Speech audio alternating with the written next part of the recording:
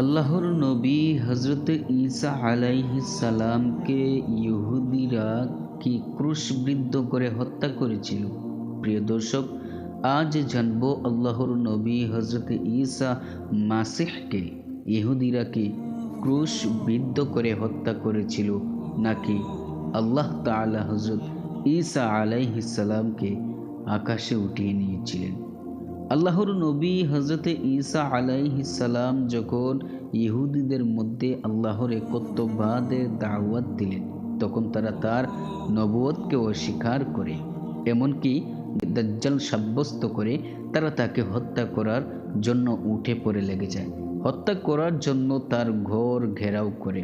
তখন সবার আগে শামউন কারিনী নামে এক ব্যক্তি ঘরে প্রবেশ করে।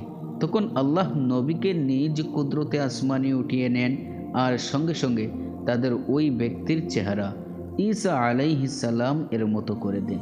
বাকি লোকেরা ঘরে প্রবেশ করে তাকে ধরে ফেলে এবং তাকে ক্রুশবিদ্ধ করে হত্যা করে। কেউ কেউ বলতে থাকে, তার চেহারা তো ঈসা আলাইহিস সালাম এর মতো মনে হয়, কিন্তু তার শরীর তো আমাদের লোকের মতো মনে হয়।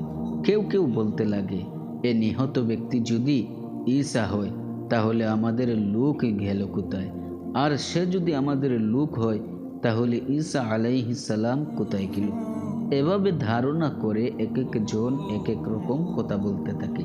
কারো কাছে সঠিক জ্ঞান ছিল না। আল্লাহ তাআলা প্রকাশ করে দেন, ঈসা আলাইহিস সালাম নিহত হননি, বরং তাকে আসমানে উঠিয়ে নেওয়া হয়েছে এবং ইহুদিদের ধাঁধায় ফেলা হয়েছে। মহাগ্রন্থ কুরআনে রয়েছে, বরং আল্লাহ তার কাছে তাকে তুলে নিয়েছেন এবং আল্লাহ মহাপ্রকাশশালী।